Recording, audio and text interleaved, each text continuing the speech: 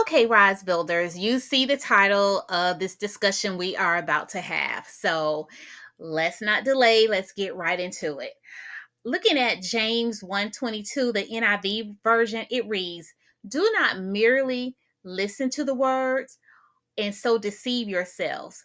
Do what it says. Do what it says." So basically, this verse reminds us that wisdom is just not knowing what to do, but it's about um, actually putting actions into play, doing what you're hearing, applying that word. And so we should not be out here giving advice that we are not adhering to ourselves. We shouldn't be out here telling folks what to do and we are not adhering to those same words. It's easy for us to look at someone's situation and give them advice, but are you taking that same advice and applying it to your lives? It's easy for us to look at someone who may be going through a toxic relationship, but you're being abused yourself, or you're the one who's doing the abusing. It could be physical, it could be verbal, it could be emotional, but are you adhering to the basic rules? The basic rules. So, yeah. So, I just think that this is a good discussion for us to get into. And I want to hear from you in the comments. I really want to hear from you in the comments. We're real fast to tell somebody, oh, you need to sit down somewhere and rest yourself, but you are working 120 hours a week. Easy, easy. But you're not taking time to rest. You're not taking time to find balance. You're not taking time to cater to yourself. Yeah. So let's talk about this. The psychological disconnect between knowing and doing, how external perspectives feels easier to analyze than our own situations. So I want to go back to this first one, the psychological disconnect between knowing and doing. Your mind is telling you, okay, this is what I need to tell someone to do, but then you're not actually doing it yourself. And I talked a little bit about that earlier. So we got to make that connection to make sure that what we are saying is lining up with what we are doing. All right. How external perspectives feels easier to analyze than our own situations. It's real easy for us to look at what someone else is going through and tell them X, Y, and Z. But again, we're not following the course. We are not following the course. Oh, you need to make sure you take your medication. The doctor told you 3 months ago you need to be on medication and you're not taking the medication. You're not making changes to your diet. You're not moving your body. You're not doing everything within your means to make the changes, but yet and still, you can pick up the phone and tell somebody else what they should be doing. That's not right. That doesn't add up. That math is not mathing, is it? No, it's not. No, it is not. No, it is not. The fear of accountability when it comes to personal change.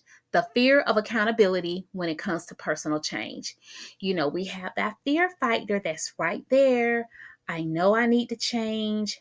I know I need to be making some personal changes in my life, but I'm not ready to be accountable.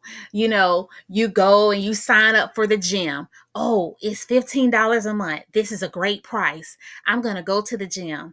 Yeah, you went, you signed up, or you went online and you signed up, but you have yet to show up physically at the gym. So you're just paying your money for free. I know people see this all the time. You're just paying your money, it's just going down the drain. Or you may sign up for a class. You need to improve your skill sets, but you are not logging on, going to class, trying to learn and apply those techniques. You're still in the same spot. So the fear of accountability when it comes to personal change. The power of practicing what you preach. This is a good one. Because what we tell our kids sometimes, do as I say, not what I do. Do what I say, not as I do. No, that's not the right path to have. That's not, what I run this house, I pay this mortgage. Children, they are big on visualization. They are big on what they see. So mama and daddy is telling me not to say bad words, but mommy and daddy are saying bad words to each other. So where do you think they're going to pick up the bad words from when they go to school and they start saying it? They got it from at home. So we have to be very mindful of what we are telling our kids and showing our kids, because they are watching. They are watching. And not just them, people are watching us in general. People are watching us in general. So we got to be very, very mindful of that. So we got to be, we hear this word tossed around: authentic, authentic. I'm being authentic. I'm being transparent. But are we? Are we? So we got to learn how to grow, and we have to do that through wisdom. And I did a video on wisdom, and someone says, I can't even talk about wisdom without talking about patience. And that is so true. We got to have patience in order to have that wisdom, because trials and tribulations are going to come up. So I was so glad she brought that up about the patience. So yeah, we got to recognize and be steadfast in our patience. um, the impact of self accountability on personal growth. The impact on self accountability on personal growth. We got to be accountable.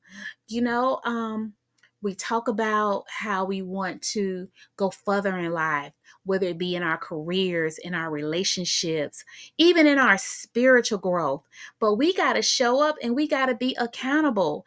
We keep talking about we want to have a closer relationship with God, but we are not spending time with Him. We're doing everything else, but we're not spending time. We want our marriage to go to another relationship, but it's one-sided. One person is controlling everything. um Ladies, sometimes we can have more words than our men. Our men may not speak as often or as much as we do, and we're controlling the conversations because we're good at gabbing. We can we just constantly go. Now you have some men who can talk a lot, but for the most part we can out talk them, and we got a quick comeback. We ready. So we just got to start taking our own advice. We want to give this advice, but we better start taking some of the advice that we are giving. Self-awareness. Reflect on the advice you give most often. What is the most often advice you're giving? Create an action plan to apply your own wisdom. Hold yourself accountable. I'm laughing, but this is true. When I was um researching this topic, I got a few cuts on me, because I'm like, practice what you preach. Practice what you preach. Don't be so quick to want to always give a word. Be a doer of what you're giving. That's just not for you guys. That's for me. I tell you all the time, when I'm talking to you, I'm talking to me. When I'm talking to you, I'm talking to D. So sometimes when I'm walking through some of my research, I get cut and I have to go get a band-aid, because that's what would happen. When you're walking in truth or trying to walk in truth, you should get cut from time to time. You should feel bruised, and you should be able to go and, say, God, forgive me for this. I need to do better in this area. That is what, life will teach us. Hold yourself accountable just like you would encourage someone else. So let's talk about some action steps here. Identify patterns. Write down the advice you frequently give to others and ask yourself, am I following this? Am I following this? Challenge yourself. Apply one piece of your own advice for your life for the next 30 days. That's the challenge. So take one piece of advice that you give and make sure you're following that for the next 30 days. We're out here challenging people to eat better, to use their words in a better way, making sure that you are not using your words to tear people down. For the next 30 days, make sure you are applying that to your own life.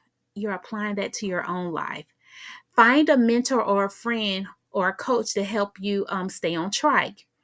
Practice self-reflection. Before offering advice, ask yourself if you successfully applied it to your own life. Have I applied this? Commit to action over words. Less talking, more doing. Less talking, more doing. Lead by examples. I was tuning into this show, and it was I think it's called Watch Your Tone, Watch the Words, or something. It's something about your speech. But anyway, this lady, she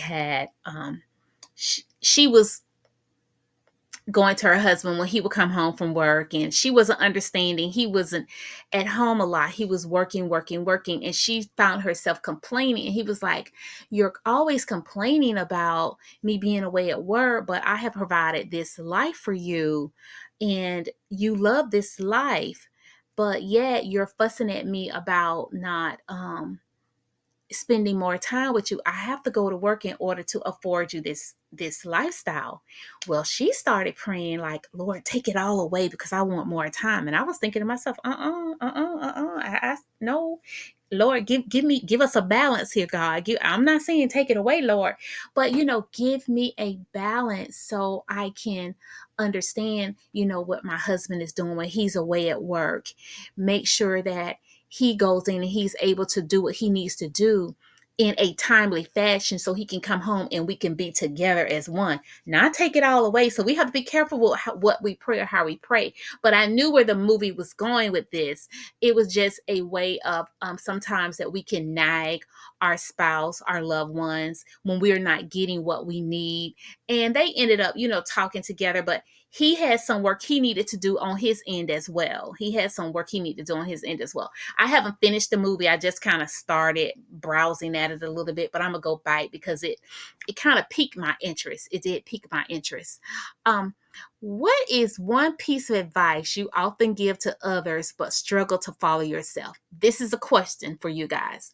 What is one piece of advice you often give to others but struggle to follow yourself?